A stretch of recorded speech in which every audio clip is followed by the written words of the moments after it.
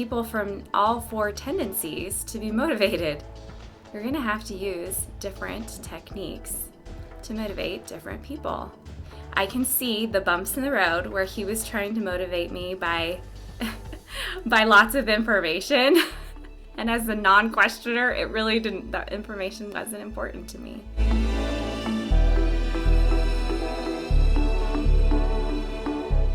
How are you motivated? How are you motivated? What gets you really going, especially when you have a task ahead that's new or challenging? What motivates you? Sometimes I ask myself that question, like, okay, how do I get motivated?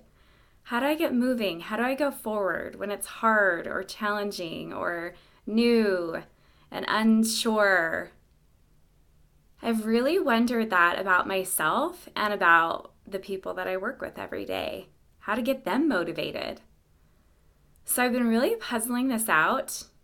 And the last video that I shared about the Four Tendencies in that book review, it really sparked my interest because she talks about motivation and the Four Tendencies. So the Four Tendencies are upholder, obliger, freedom lover, and questioner. And each of them are motivated differently. So what happens when you want someone who's people from all four tendencies to be motivated? You're going to have to use different techniques to motivate different people because they think differently and they're motivated differently. So once you can realize how they're motivated, you can motivate people, including yourself. Now, there's power in being able to motivate, especially if you can motivate yourself.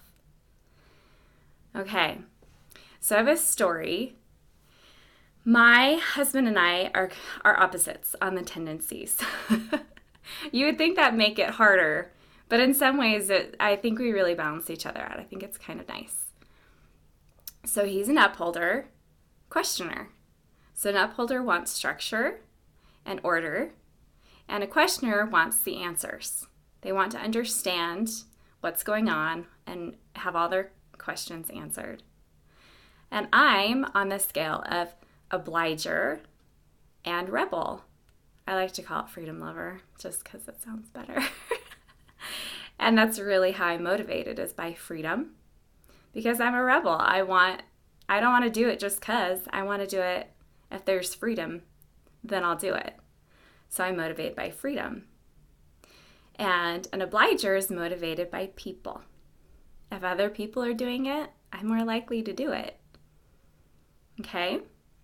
So you would think that it'd be hard to zero in on the same goal when we're motivated differently. But that's not necessarily the case.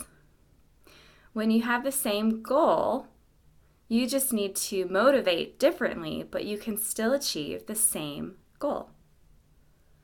And I've learned this in hindsight, which is seriously, it's so much easier to learn in hindsight, isn't it?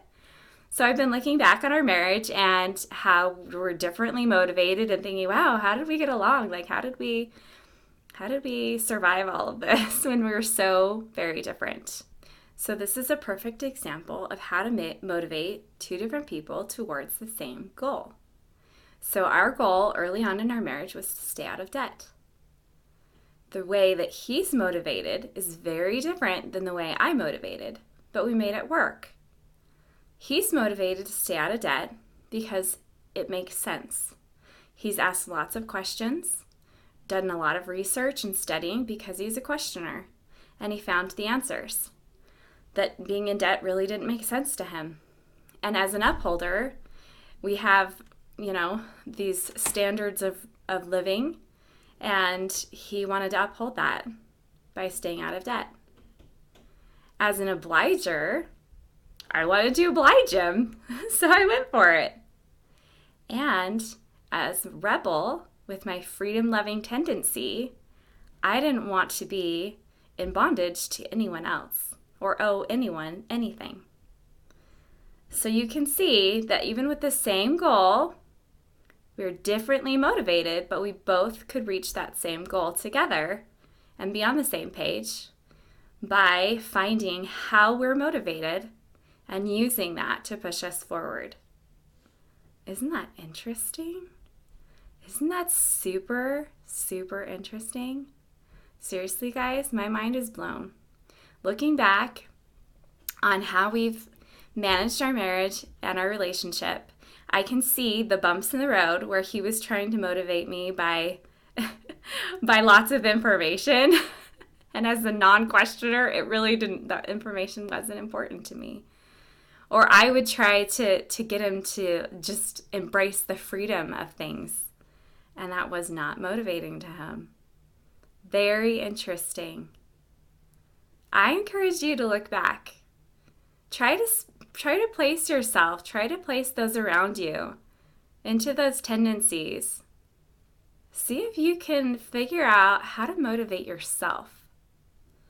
What motivates you? What's your tendency? Are you motivated by information, by structure, by people, or by freedom?